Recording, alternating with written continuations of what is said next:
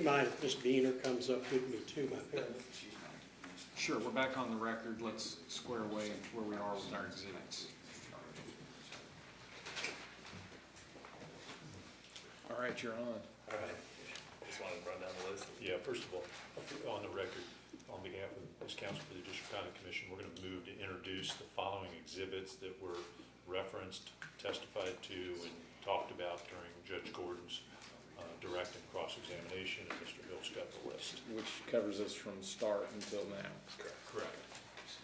I'll get the exhibit number, I'll go in order that they used, and a brief description. Perfect. So the first exhibit is Exhibit 12. It's a And Mr. Westbury, if you have any issues along the way, chime in, I please. really don't anticipate any, but I appreciate it. Ms. Beaner has got the better tell on our Excellent. side than I. Thank would you. you like me to give like the date of the text or just the exhibits? Please. Yes. So Exhibit 12 is the July 2nd, 2017 text with Clyde Porter. The next one is Exhibit 14. It's a October 23rd, 2017 recorded call. Exhibit 15 is October 24th, 2017 call. And then we would have 3A would be the transcript for that call. 15A, Joey? Yes. You said?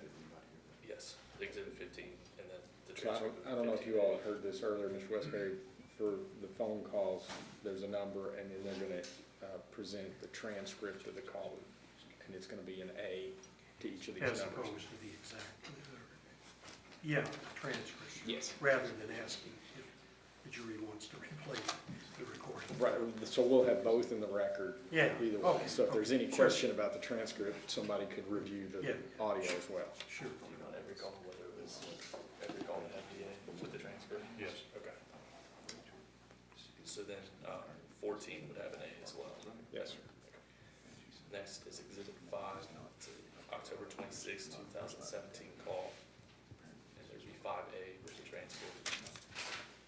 Exhibit 6, January 21st, 2018 call. And Exhibit 6A would be the transcript. Exhibit 9 is a December 18th, 2017 text message with Clyde Porter. Exhibit These were mentioned but not really brought out. 61 and 62. That's the JC3. At this point, I'm not going to introduce those. What are Those are the ones, Kent, that we talked about that you were concerned about. Yeah, of course. No. I'm not, at Yes, this point, I'm not going yes, to use them. yes. So that's 61 and 62, we're not, you're not moving to introduce. I'm not moving to introduce them yet, and I doubt that I will. Depends on, I know, All the other we're ones going to discussed. consciously not go there, so, with that up front. Okay, so you're 9. So then, after 9, it's Exhibit 8, it's a December 18, 2017 text with Clay Wilkie. Exhibit 16 is a March 17, 2018 recorded call, and there'll be 16A with the transcript. Exhibit 17, which is a October 26, 2017 call, 17A would be the transcript. Exhibit 21 is a September 25, 2018 text message with Clay Wilkie. Exhibit 13 is a March 6, 2020 recorded hearing video with Judge Berlew. Exhibit 13, or I'm sorry, Exhibit 1 is a March 5, 2020 recorded call, and Exhibit 1A would be the transcript. Exhibit 22 is June 22nd, 2020 text with Clyde Porter. Exhibit 63 would be messages in their entirety between Clyde Porter and Judge Gordon. Exhibit 4 is a September 9th, 2020 call. Exhibit 4A would be the transcript. Exhibit 23 is a September 28th, 2020 text message with Clay Wilkie. Exhibit 7 is October 5th, 2020 text message with Clay Wilkie. Exhibit 56 are CAD reports from the Davis County Sheriff's Department. Exhibit 35 is April 8th, 2018 recorded call, and 35A would be the transcript. Exhibit 30 is the AOC guardian ad litem assignment charts. Their statistics. Exhibit 68, which was a supplemental exhibit, it's the Judicial Ethics Commission opinion on Clay Wilkie acting as a guardian ad litem. That one's dated July 18 of 2018. Correct. Exhibit 27 is a documented email from Judge Gordon to Joey Minor. Exhibit 29 is a order regarding drug tests. Do you have to read the order on 29? December 22nd, 2020. Thank you. Exhibit 37 is a Facebook post from Judge Gordon, November 14, 2018. November 14, 2018. Exhibit 38 is an email from November 18, 2020 involving drug testing. Exhibit number 24 is Judge Gordon's response to the mission. I believe that's dated July of 21. Exhibit 39 is a March 11, 2018 recorded call. 39A would be the transcript. Exhibit 41 is a March 17, 2018 call. 41A would be the transcript. Exhibit 42 is a January 22nd, 2018 text message exchange with Clay Wilkie. Exhibit 67 is a recorded three-way call. I don't have the date marked. January 22, 2018. Thank you. Exhibit 45. Wait, Joey, 67A, do we have a transcript on that? Yes, I'm sorry. 67 would be the transcript for that same call. Exhibit 45 would be February 11, 2019 text messages with Clark Porter. Exhibit 48 is the Judge Gordon's Pat Flaherty order and date. August 28, 2019. The general standing order. Yes. Correct. Exhibit 52 is a January 25th, 2018 text message exchange with Clark Porter. And then the last exhibit was on redirect. That's exhibit 31 is a March 31st, 2018 recorded call with 31A would be the transcript. And that's what I have. All right. Scott Mound, any comments on any of these? No comment, no objection. All right, so they're deemed admitted. Okay, thank you, Chairman. Thank you, Judge. Okay, so we're good now.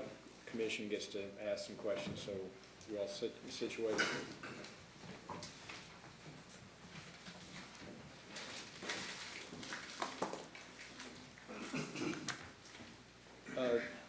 Judge Gordon, in this proceeding, as I'm sure you're aware, the commission gets to ask questions, and after council's finished, it's up to the commission to pose their questions, and we'll start, if we would like, on this end with Judge Coleman. Mr. Chairman, before we start. Yes, sir. Could you go over the list of exhibits that you all have admitted into evidence? I think that would be helpful to us in our questions. Yes. This is in the sequence that they were presented, so not in numerical sequence. So if you're flipping your book versus looking at your notes. Exhibit, and just stop me if you want me to give you a description, but it's exhibit 12, text, 14 was a call, 15 was a call, 5 is a call, 6 is a call, 9 is a text message, 8 is a text message, 16 is a call, 21 is a text. I think I just skipped 17. So 17, that's also a call. So 17 and 21. 13 was the Burlew hearing video. Number 1 is a call. 22 is a text. 63 is a text. 4 is a call. 23 is a text. 7 is a text. 56 is the CAD reports. 35 is a call. 30 is the GAL stats. 68 is the JEC opinion. 27, that was an email is what I show. 29 was an order. 37 is a Facebook post. 38 is an email. 24 was Judge Gordon's response to the commission.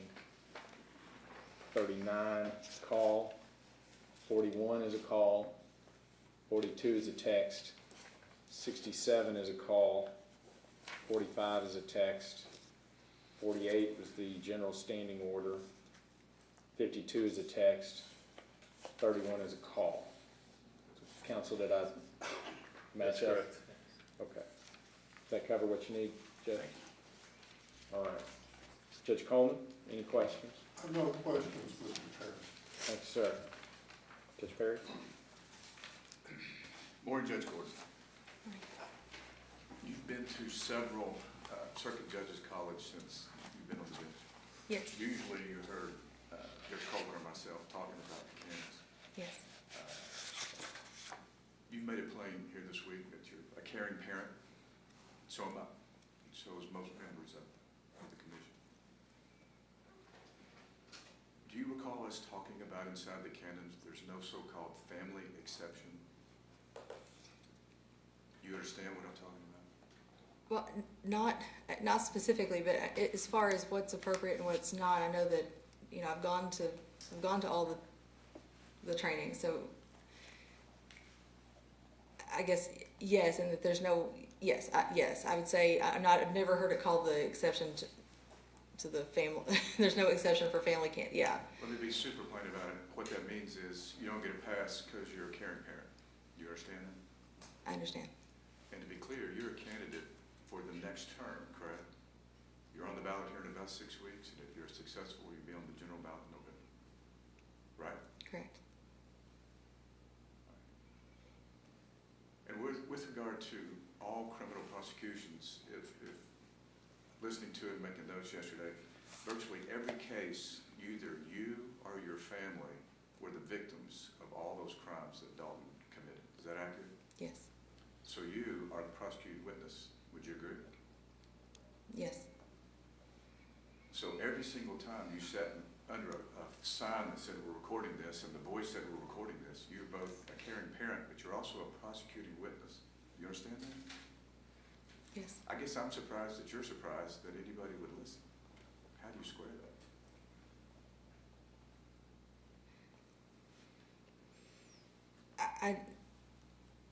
I guess I'm not super surprised that anybody would listen. I wasn't assuming that no one would. I just, you know, it's, why would anyone want to, I guess, is, I guess, Judge Gordon, it's because all prosecutions are a name of the Commonwealth, not the prosecuting witness. You understand that, correct? yes, So part of a telephone call is an ongoing criminal investigation. You understand that, right? yes. All right. That's all I have. Judge Acree? I do have a few, and they're not in any particular order. They may not flow as comfortably as I would like them to, but, so my first question is, you pointed out that you wanted to use Casey's law to try to keep this more under wraps or so. But you could have used Casey's law at any time, and why didn't you use Casey's law before Dalton was in trouble with the law? That's a good question. And I'd say it has a couple of different answers. The first of which is, for the longest time, I was very hopeful we wouldn't have to continue dealing with it. You know, every time he would go to treatment and seemed to be doing really well, I would be hopeful that we didn't have to go down that road. And the second part would be that he, clearly from what he's done in the past, Sale and I are the targets. You know, it's, you know, that old cliche, if you hurt those you love the most, but, you know, we become the targets of his anger when he gets angry. And I prepared a Casey's Law petition with the help of the county attorney's office and set him up with the appointments. But you did that after the arrest, correct? I've actually done it several times. Or did you do it before the arrest? I've done it before the arrest. I've prepared one before the arrest, and I've prepared a separate one after the arrest with the county attorney's help. So it's not. I've debated it, and I've gone back and forth, you know, with myself and with my husband over it several times. The pros would be obvious, the purpose of Casey's Law, and the drawback would be that puts more of his focus on our anger whenever he does relapse and whenever he does go off the rails. It puts even more of his focus on us, on me. So, and clearly he knows what buttons to push, and he knows, you know, how to cause problems. Following up on Judge Perry's question a little bit, and also your reference to a cliche, I'll throw out another cliche. Reputation is built on what we do when people are watching, and character is based on what we do when people aren't watching. So now that you know that the commission has seen all those, or heard all those telephone calls, would you have done something differently if you had known that the commission was going to review those? Sure. I mean, in hindsight. What specific changes, what my question is, what would you not have said, or what would you have said?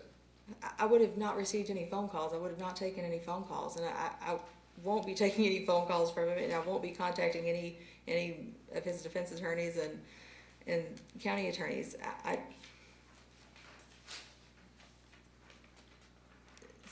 If that, you know, there wouldn't be any of that contact. So I guess that would be what I would do different. Then here's the next question. In the global scheme of things, we've heard a lot of things that you have told us that, in hindsight, I would like to go back and choose not to do some of these things. I'm paraphrasing. Would that be a correct statement? Yes. Can you give the commission an example of where you used your knowledge of the canons to override your instinct as a mother?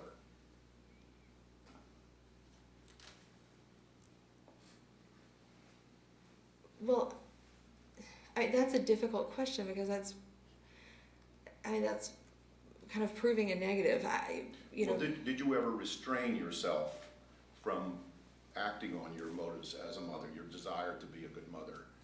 Did you ever, can you think of an instance where you said, I can't do that, I'm not going to do that? Well, sure, there were lots of times that Dalton asked me to do things, you know, either to, you know, at one point he says contact the judge, and at one point he says contact, you know, try to get me out of here or get me whatever it was that he wanted. And I mean, in some of those examples, I told him I can't do that. I'm not going to do that. And so I think those are just some of the recordings, but there have been many times that I've,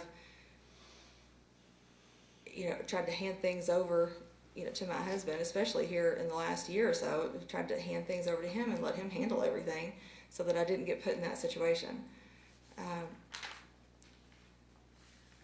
The problem is that I ran into is that some of those were emergent situations, and I should have called in my husband. I want to make sure that factually, this next question is based on what your testimony was. I want to make sure. If I understand things, you said that the deal that Dalton was going to get was what is normal, it's just standard operating procedures for the prosecutor, and that was going to be it. But factually, you did handwrite some instructions that made their way to Judge Burlew. Yes. Why was it necessary to do that if that was going to happen anyway? And maybe it would have happened anyway, but the specific provider, I think it was just the specific provider, and, you know, like one change had to be made because he's gone through a lot of different providers who now will not see him because he doesn't show up for appointments and he doesn't. So I think a lot of that information, it was just knowing who would take the insurance that we have, who would, you know, and, you know, who would still accept him, what program would still accept him.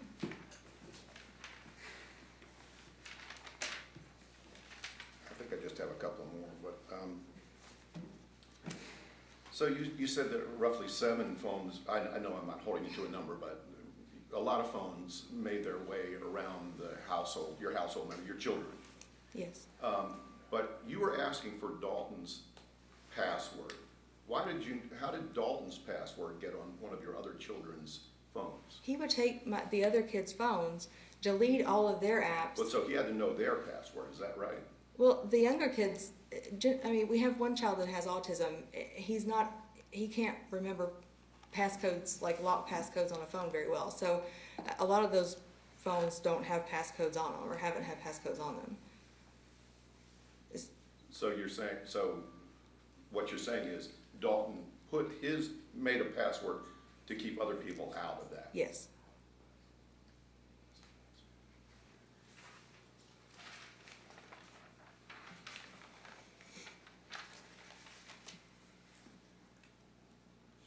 So you said that Dalton was already in I don't know the exact title, administrative segregation.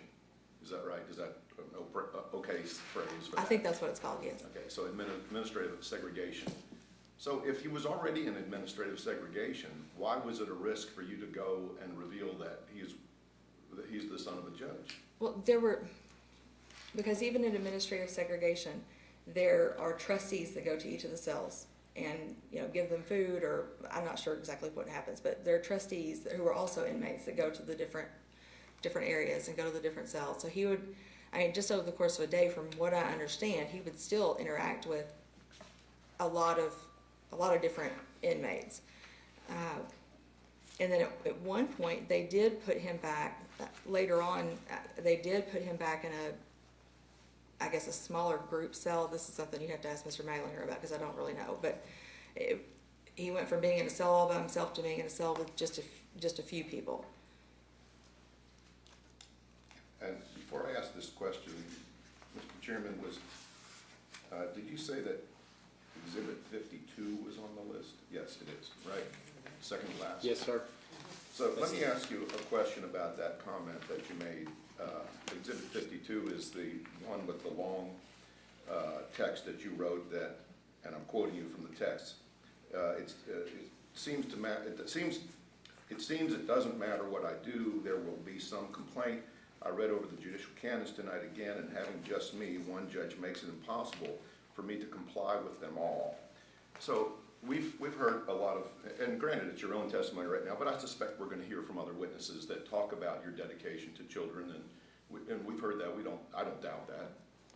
So are you telling the commission that the canons are an impediment to your efforts to do good for these children? Not at all. No, not at all.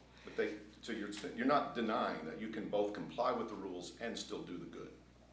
I think it's a lot of this is, that part has just been taken out of context, because I was very upset, and I can imagine, like, I want to cry when I read this, because I want to give everyone time, as the canons say. I want to give everyone the time to present their case and to have their voice and have their voice heard in court, which is part of the canons.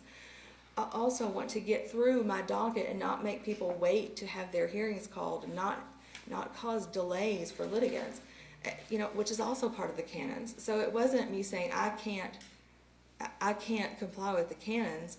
I was saying that being one family court judge in a jurisdiction with 100,000 plus people is like, it was, I was just surviving that first couple of years. It was hard. So it's not that I was saying, I was just saying that, I neglected my family. I never saw my family. I basically lived at that office. And I love my job. I love what I do. And, my staff would say, listen, you've got to take care of yourself, because, you've got to go to the doctor. You've got to eat. You've got to sleep. That was something that they harped on me a lot about, because there was no spare time. I had no time. I missed out on probably 3 years of my kids' lives. So it wasn't me saying that it's an impediment to me doing my job. I was saying that my job is hard. It was hard doing that by myself. And just one last question. we've heard a lot of testimony from you about how you were like other victims of crime, and Claude, for some reason, the name Claude sticks in my head, and his last name doesn't. Claude Porter would interact with you in the same way he would interact with anybody else. So my question is, do you understand that when we become judges, we have to forsake some of our rights? We give up some rights. We have to behave in a different way than every other American can behave. You understand that, right? We lose some of our free speech rights. We lose some of our opportunities to interact with people like Claude Porter. You understand that. It's more than just, I was not behaving differently than anyone else. You have to behave differently. You understand that, right? I understand that, and I understand that obviously a whole lot better now. Yes. That's all the questions I have. Yes, sir. Chandler? Hi, I've got a few questions. I'm actually a district judge without family, so I have a JDNA docket, so I have an understanding of some of what you're talking about. But that leads me to some questions. I'm really just kind of curious about your history with Dalton. One thing, what's Dalton's date of birth? 12/14/96. 96, okay. So you had said I think you started practicing law in 2004, Yes. and he was one of your first GAL appointments? Yes. Okay, and so he was around 7 or 8 years old? Yeah, something like that. Okay, so I'm fascinated, and I'm, how did you go from being his GAL, did you become a foster parent? No, Davis County is a model court site, and we've been a model court site since about 2010. So even before family court, we still adopted kind of the best practices from the National Council, which included fictive kin placement. So Judge Jones specifically, but all of the judges were pretty familiar with using fictive kin placements, even before it became statutory. So when he had been bounced around to so many different placements, they were talking about moving him to like a severe psychiatric facility in Idaho or something like that. And because there was no one else, there were no other placements in the state of Kentucky that would take him. And I had, all this history with him from representing him for so many years. And so I said, we've got to do this. I think we can do this. I had all of his case file. I knew what, kind of what we were getting into. Maybe not how it would turn out, but at that point I felt like I knew what we were getting into. So I withdrew as guardian ad litem. The judge appointed a new guardian ad litem for him, and then I can't remember if we filed or if it was an agreed order. I think it was an agreed order that was entered granting us permanent custody as fictive kin. Does that? Well, what year did you become his fictive kin placement? 2012, maybe? Okay. So he was how old? 17. So he was 17 when he first came to live with you? Yes. So you went direct, so typically, in my experience, with fictive kin placements, it's a temporary custody to the cabinet, and then they place with that person as fictive kin, and then that person goes through foster care classes so that they can actually get the benefits financially that a foster parent would. That before the fictive kin program went statewide where I could use it, the cabinet couldn't place like that. Is that what you did? No, we got no financial benefit at all. There was, and what we do, sometimes we do that now, it'll be through the cabinet, but there are a lot of times that we will place temporary custody directly with, either with the cabinet's, at the cabinet's request, even when that first comes in as an ECO or a temporary custody order. When it first comes in, the cabinet will say, look, we vetted these people, they're fine, just, you don't have to grant custody to us to then qualify for the, I can't remember what we used to call it, the money that came in for. It used to be. It was the secretaries. I know what you mean, and I can't think of the term that it used to be before we started calling it fictive kin. Yeah, so sometimes we go that route, but sometimes.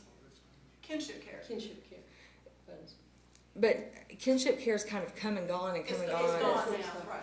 But it was named after the secretary under Bevan. Okay. Anyway, but it was named after her. So you would, in order to get that money, in order to be eligible for that money, it had to go through the cabinet. The cabinet had to have custody at least one day, or whatever length of time. But that money is gone now, so it doesn't. It makes really not a whole lot of difference whether it goes removed directly to the custody of whoever that fictive kin is, or to the cabinet and then to that fictive kin. But so we did, when the judge granted us custody, I think temporary custody first and then permanent custody, temporary custody directly to us as individuals, not through the cabinet. So Okay. we got no financial benefit at all. So it wasn't through the cabinet, they give temporary custody to you. How soon after you got temporary custody did you all then get permanent custody, if you remember? I don't remember. But you got temporary custody when he was 17, so it had to be less than a year. Yeah, less than a year. Okay, and so at some point in that year, while he's 17, you get permanent custody. Yes.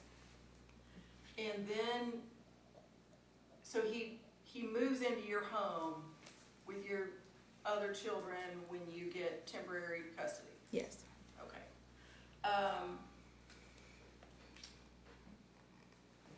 Then at some point you realize if we give, see, this is where I get a little bit confused, because I often have when you said you gave him back to the cabinet so that he could turn 18 while in cabinet custody, so that he could take advantage of the ability to recommit to the cabinet, so that he could get the free tuition, the medical card, and doesn't that even give the cabinet the opportunity to help them find independent living arrangements? Yes, it can, yes. Okay, so you did that option. We were told before we made the agreement with the cabinet to, and the court signed off on us taking temporary custody, we talked to them. My husband and I were on calls with central office in Frankfurt, asking those questions because we'd never dealt with it in that kind of situation before. And they all told us, yes, that he would still be eligible for everything that he would otherwise be eligible for. Maybe a couple of days or a week later, they called us after we had taken custody of him. They called us. I remember I was sitting in the car rider line at my younger kid's school and told us that they were wrong, they were mistaken, and that he would now not get any of that. So his new GAL and the cabinet and we sat down, and that's the agreement that we came up with. 24 hours before he turned 18, his custody would go back to the cabinet so that he would, if it came to that, he would have those options. Now, he never exercised a single one of them. He's never been on Medicaid. He's never exercised a tuition waiver. He's never done any of that. Okay, so you gave custody back to the cabinet, but they immediately placed back with you, so he never left your home? Yeah, I mean, it was a 24-hour period of time, but yeah. And he he chose not to recommit to the cabinet? Correct. And then you adopt him the next year? Yeah. In so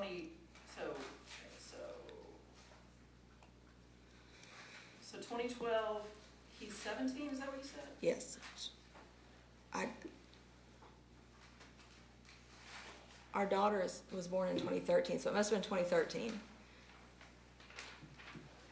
tell me again what year he was born? 96. 96, okay. And then, so,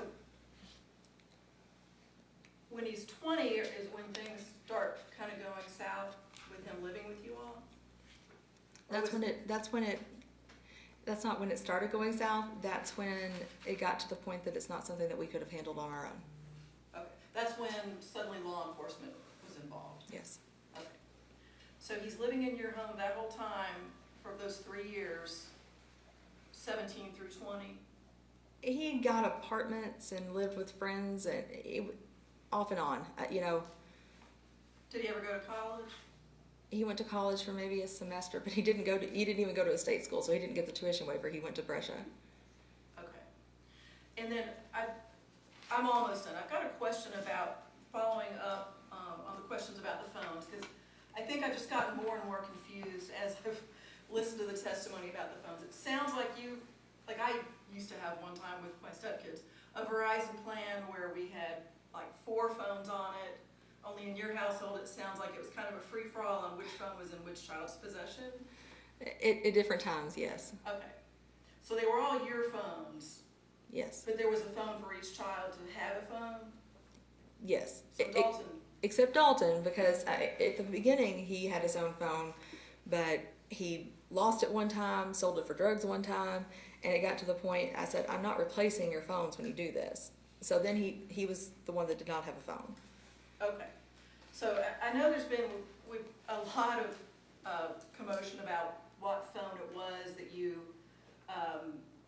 deleted something from, or if it was social media. And I'm just gonna refer to the CAD that was admitted into evidence and the incident on June 29th of 2017. The police make reference to a phone that was in his current possession that they admitted into evidence. That's the phone I'm really interested in knowing. Did you get that phone back? I'm sure they gave that phone back, yes. Okay, it's page 3, 42921, 75610. Call number detail, if that helps you find the page I'm on. Exhibit 56. It is exhibit 56, yes, the CAD. And you said, Which page were you on, Judge Chandler? Page 3, it says at the top, page 3, user Smith, upper right-hand corner.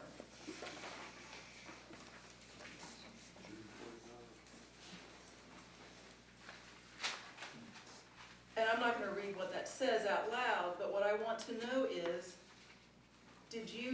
when did you get that phone back, and did you delete things from that phone?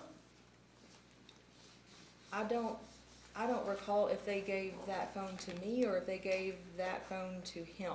That was early enough, yeah, that was in 2017. That was early enough that he may still have had a phone at that point. There have been so many phones. I mean, I can show you my AT&T account. Like there've been many, many phones. So at that point, I don't know that I would be comfortable saying for certain that that was one of the ones that was originally his or one of the ones that was originally the younger kids. So the allegations that he's making about what's contained on that phone, you're saying if that was on there, you didn't mess with it, you didn't delete it? No. Okay. All right, thank you. That's all I wanted to ask. Yes, ma'am. Judge Thomas? Good morning, Judge. I'm a district judge too, and up until 2001, I did the same kind of thing that Judge Chandler does. So I did DNA work and that sort of stuff, and I know how to support it. I also have 3 stepsons, so I understand how difficult it is to parent. I have a couple of questions though, because you said repeatedly that you did not pay Mr. Wilkie to represent Dalton. He couldn't afford to pay anybody himself, right? Could he have if he had, No, he didn't have a job, he didn't have any income, right? he had jobs at certain periods of time, and he did get tax returns a couple of times or some kind of stimulus money where he could have paid Clay Wilkie with that, but he did not. Okay, so he didn't, but he didn't pay. So either he's indigent, didn't pay, or in jail, right? Yes.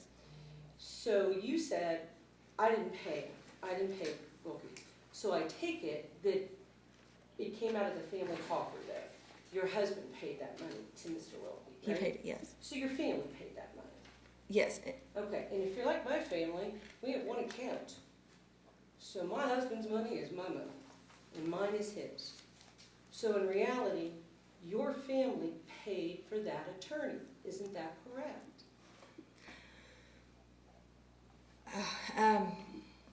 We have never had joint accounts, and we have been separated for some time. We still co-parent. We get along very well. We're still a family. We just seem to get along better when we don't live together. So yes and no. Now but when I asked for the JEC opinion, I asked for it based on the fact that my husband was paying some, or all of his attorney fees. So the JEC knew that. Well, but it was in the past, right? The question said, he formally was paying Mr. Wilkie, and it was a former client-attorney relationship.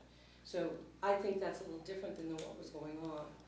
So you're saying that in 17, when your husband started paying for Mr. Wilkie's services, which is when it looks like Mr. Wilkie comes in the picture, that you guys are separated then?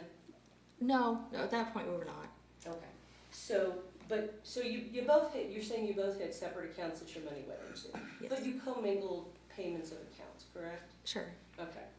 And did Mr. Wilkie send bills to you or to your husband or to the house or to Dalton? How did you know how much to pay him? It wouldn't have come to me. I don't know. It wasn't in my name because I would have opened that mail. Okay. So when you're talking to Mr. Wilkie, you have to understand that when I look at this, I'm like, wow, that's the attorney-client relationship. You are directing that guy about what he can do and when he's going and what he's doing.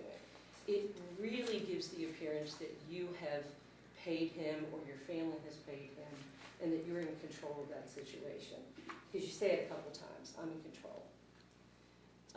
to Dalton, to Dalton, Yeah. yes. And I understand, right? So I get that part. I understand you're saying, I was trying to be tough and show Dalton all these things. But you have to forgive me. Honestly, you said several times, that's taken out of context. Or no, I know it says ABC, but it really means GE and F. You have to understand, I think, Judge, that when people look at something, it's, as Mr. Rando said, the perception. And as Judge Acree said, it's the perception of what this looks like. And there's some point in time, right, when Dalton is in the room with people, when you're talking on the phone with him, right? Isn't that right? I think it's hard to tell who's in the room because I don't know, but possibly. Well, one time he said, you're acting tough because these guys are Oh, listening, yeah, right? yeah. So I'm listening. I was listening to those calls. So, and you heard the same call I did. So you know there's people in the room with Dalton, right? So there's somebody's hearing that end of the conversation, and who knows what they can hear through the phone, right? Okay. So perception matters, and from what I can tell, people talk a lot in the jail, right? Yeah. And then there's another time Dalton says, hey, I watched a movie. I watched Men in Black with 2 other guys, right? Yes, Okay. So he wasn't in solitary the whole time either. correct. Right, okay. I think it's very important that for a judge in particular, that if you send messages or email or even make phone calls, that you're very precise in your language. I'm sure you're very precise in your words, Judge, right? Yes. But for some reason, you're not precise in the language that you send in these text messages. I wasn't. I wasn't. Just like I texted Judge Berlew to find out where your case was on the docket.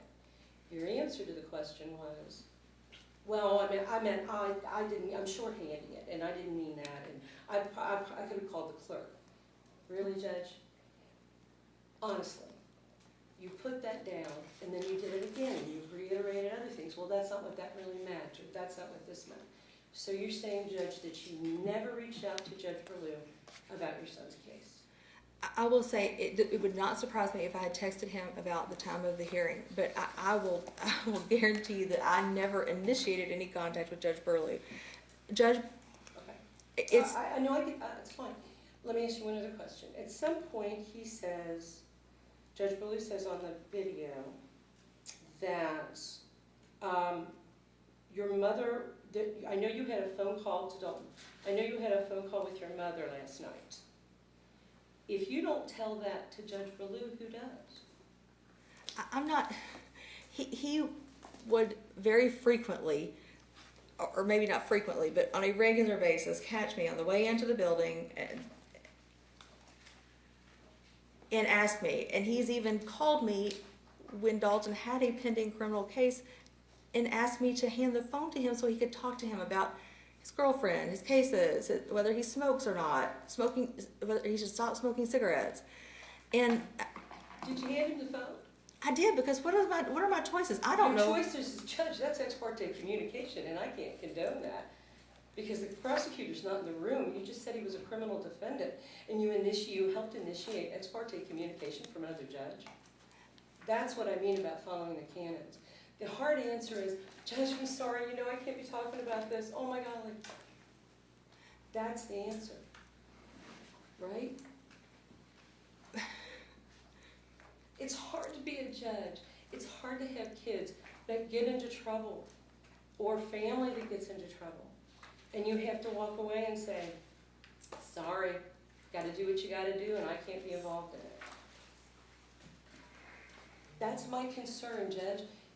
It seems if it's if it's easy because it involves Dalton, then it's easier just to hand the phone to him. You had helped engage in ex parte communication. And then if he's just talking to you on the elevator, you're engaging in ex parte communication. And it wouldn't be one time, it sounds like it's a lot, right? And maybe that is, I could probably use more training on that, because that is a difficult thing for me to process, especially when he called on the phone, because I don't know who he has in the room with him. I don't know, when he just asked to take the phone, when he just asked me to take the phone, I was in shock. Like, it was not something I expected. I don't know where he is, what circumstances, whether he's in a conference with the attorneys, the prosecutor, or whoever it is. I don't know any of that. All I know is that a judge is calling me, a judge that I appeared in front of for over a decade, and is now asking me to hand the phone to my son. It caught me off guard, and and maybe I should have done something different. It's difficult. See, I don't think it's that difficult. I really don't. Then I would not take that risk. I would say, Judge, I'm sorry. I feel a little uncomfortable doing this. Maybe it's better if you do this in open court with Dalton there. I don't think that's a hard thing to say. But we can disagree. I understand you felt that you weren't sure of how to handle the situation. Sounds like Dalton's got some serious mental health issues as well as the substance abuse stuff, right? Yes. Was that 202A ever filed? You know what those are, right, Judge? Yes.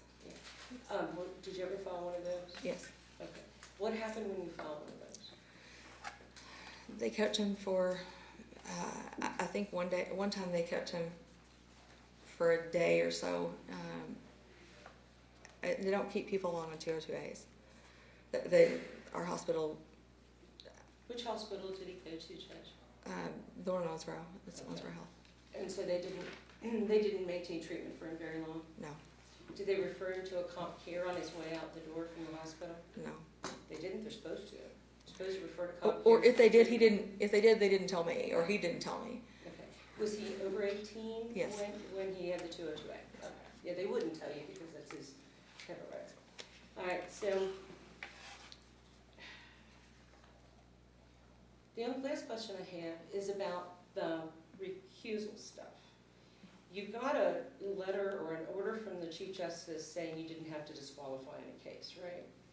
Yes. You didn't have to recuse in a case. What was the underlying reason the motion to recuse in the first place was filed? The client of one of the attorneys was concerned about the fact that Clay Wilkie had represented my son. Okay, and so was this during a period of time that he was representing Dalton? I don't think so. I think it's difficult for me to know because, the most recent time that he represented Dalton, I didn't know Dalton had even contacted him at one point.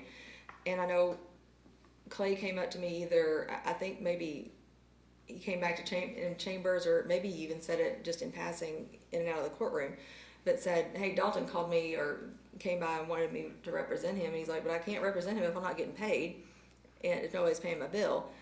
And I was like, hey, that's not up to me. That's something for you guys to work out. So I don't, it's difficult for me to say with any sort of confidence that when he represented him and when he didn't, other than when he appeared in court. So when Mr. Wilkie's in front of you, you're not sure if he's representing Dalton then or not, is that right? At times, yes. Okay. So you can see, Judge, if somebody's in the courtroom and hears that conversation, they're thinking, wow, this guy's got the juice. He's representing the judge's son, or has represented the judge's son. Can you see the conflict or the way it looks to have Mr. Wilkie in front of you? Yes, but the same goes for most of the attorneys that practice in front of me. That Frank Brancato is one of the most frequent practitioners. He's one of the most prolific.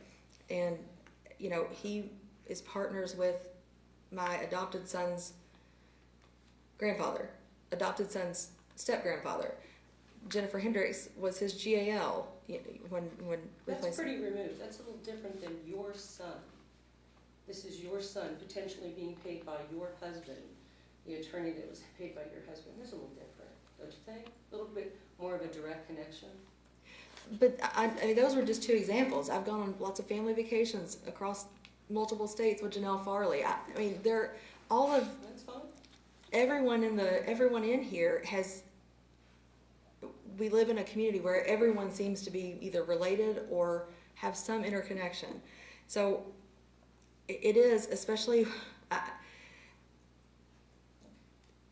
I should have gotten a new ethics opinion. Because the ethics opinion you got said that in the past, Mr. Wilkie, not while he was currently representing, and what you just said to me is you couldn't tell when he was representing your son or not anymore. So, I mean, that seemed to be that's a disqualifying event, right? If he's representing your son. You agree with me, right? You shouldn't be sitting on his cases if he's representing Dalton. Do you agree with me? And see, I must have misunderstood that because I took that to mean when Justice Minton sent it back that him representing my son, my adult son, is not a disqualifying event. And maybe I should have asked for clarification of whether or not if he was continuing to represent him, if that would make a difference. If he represented him in the future, if that would make a difference. I should have asked. Okay. If you had to make the declaration for Brian Flannery because of Pat, and that he's your staff attorney, and Pat's got no connection to your family whatsoever, did you ever make a declaration about Mr. Wilkie? If that was how you had cover for the Pat situation, which I understand totally, doing it that way, but did you ever make that declaration for Mr. Wilkie? I thought the one with the Flahertys was a closer call, a whole lot closer call, because Pat and Brian were in the same firm. They worked on the same cases. So there would have been cases that Brian worked on prior to coming to us as staff attorney that would have been in my court. I'm sorry, Judge, I keep going back. That's your son. I don't know how much closer you can get unless it's your husband that he's representing. So we're probably talking at cross purposes, so I'm gonna let that go. The only other thing I have to ask you is about the urine tests. So at some point in your testimony, you said, well, it was just a cheek swab, but I thought they were urine tests. Did you do both? There were both. It just depends on the situation. I mean, we preferred to use the mouth swab because it's obviously less intrusive than the other. Right. And what did they test for? Do you remember? Was it a 10 panel, 5 panel, 12 panel? Oh, I can't recall because we used two different companies and there were I can't remember the most recent one. Premier had ones that I think were 5 panel and Redwood had ones that were maybe 12 panel. Okay. Right. All right. Thank you, Judge. That's all I have. Thank you. Ms. McCauley, I think we need to remember to update your board there. So, Ms. Lively, Ms. McCauley.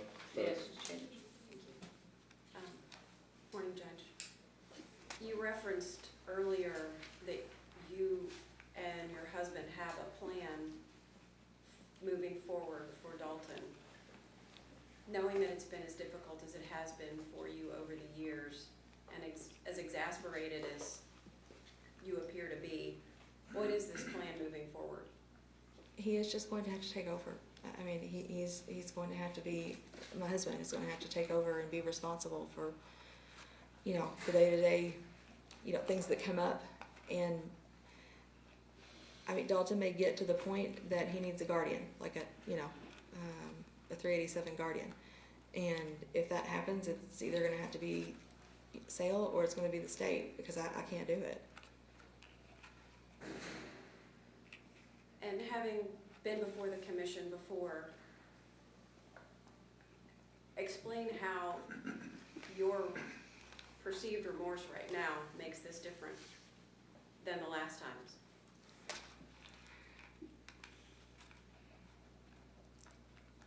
What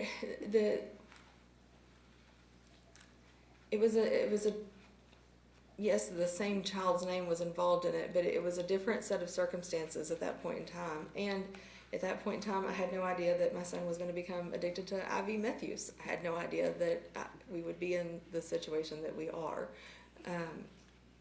But, you know, at that point in time, it was just my concern that his name, it was just me not thinking through an issue where I thought his name, based on just, you know, ex parte communication, had ended up, in my mistake, had ended up on an order in some juvenile's case that my son had nothing to do with, and I didn't think through, you know, maybe that could have come up in a hearing. I didn't think through all of that, and it was a learning experience for me that clearly, you know, in hindsight, I should have thought that could have been, that could have been brought up in court, and I just wasn't aware of it.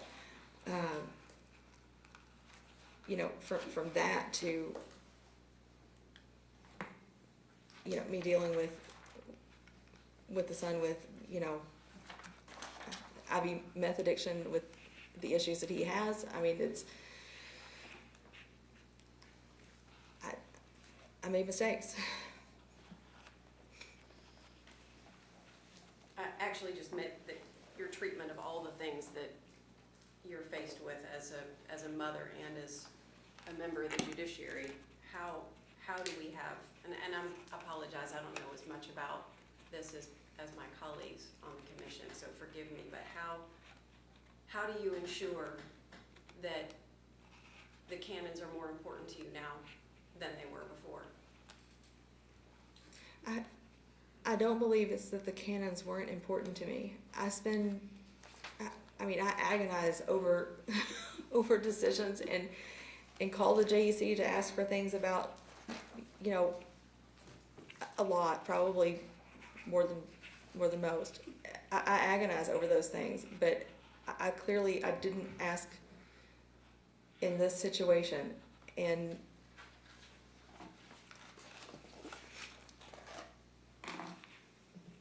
I didn't ask in this situation, and I didn't.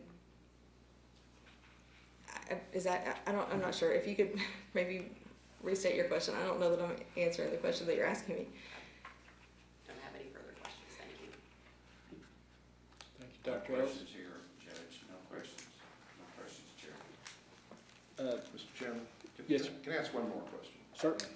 You said that Mr. Wilkie approached you, and that's how you learned the most recent, or one of the subsequent, that's how you learned that Mr. Wilkie, that your son had asked Mr. Wilkie to represent him.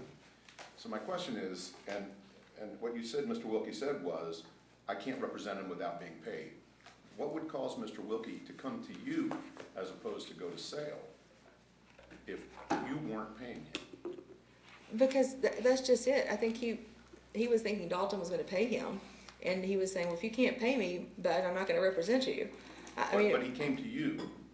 He mentioned it in passing. He's just. So you're saying it was a casual conversation. He wasn't coming to you saying, hey, I can go forward if you pay me. No, nothing like that. He was just making conversation, just saying, hey, I talked to your son the other day, and he said what he said. He wasn't asking me for money. Okay, I get it. That satisfies my curiosity. Okay. Judge, I have a couple of questions. When were you sworn in as a judge?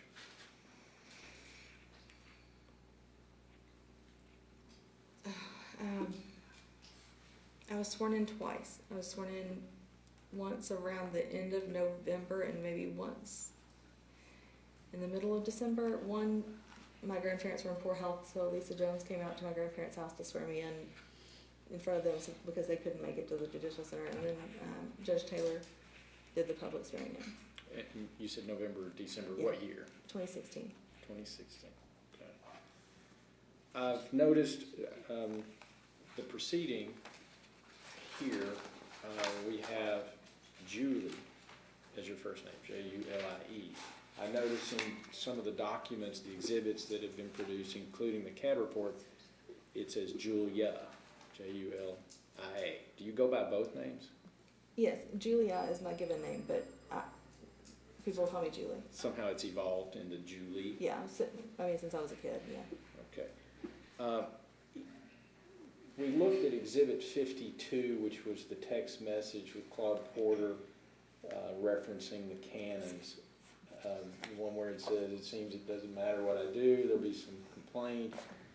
I read back over the judicial canons tonight again. How often would you, in your daily life as a judge, how often were you pulling out the rule book and reading the canons? I mean, I've got it right here. How often would you have to do that? It would just depend. If an issue was raised, especially if somebody asked me to disqualify on something, I would look over them again.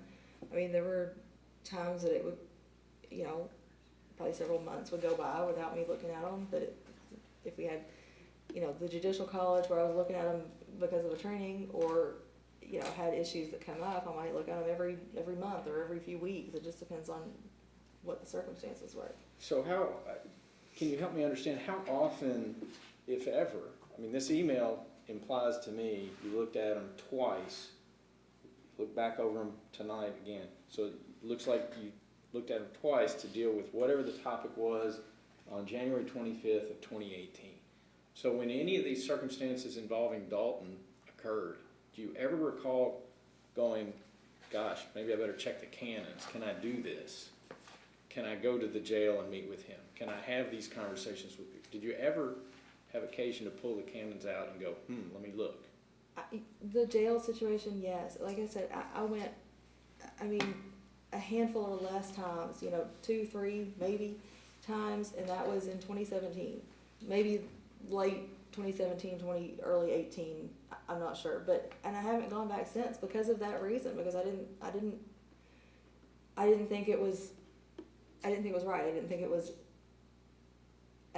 in line with what the canon of ethics required. Okay. I understand that there's some type of mentor program for judges. Is there one? It seems to be kind of a loosely based one. I know Sheila Ferris was assigned to be my mentor, but I mean, I've talked to her a couple of times, but she never contacted me about anything specific. I would just text her if I had a question about something, but she never reached out to me about it. Okay. Did you ever reach out to her, text her, communicate with her about any of the issues that we talked about in the last 2 days? Not with Judge Ferris. Now, I think I did. I talked more with Judge McClure, with Judge Hall, Judge Spanhauer, Judge Brown. So you did pick up the phone or communicate judge to judge and say, hey, I'm in a situation. What do you think about what I can do, can't do?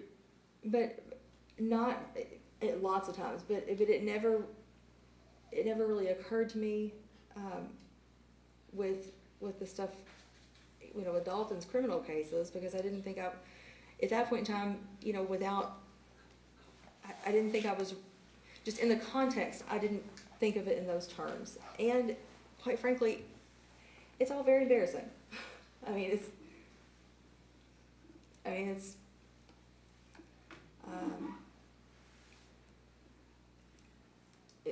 clearly it's pretty embarrassing and humiliating to have what was going on happen. So you didn't feel comfortable enough to communicate with one of your judge colleagues and say, hey, I need some guidance, I need some help?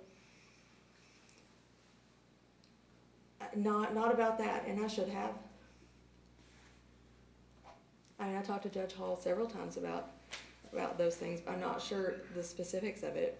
I mean, I talked to him probably more than any of the other judges about Dalton. Okay. The video that we watched of the hearing of Judge Burlew in the yellow sweater and the Dalton hearing, I've heard your testimony.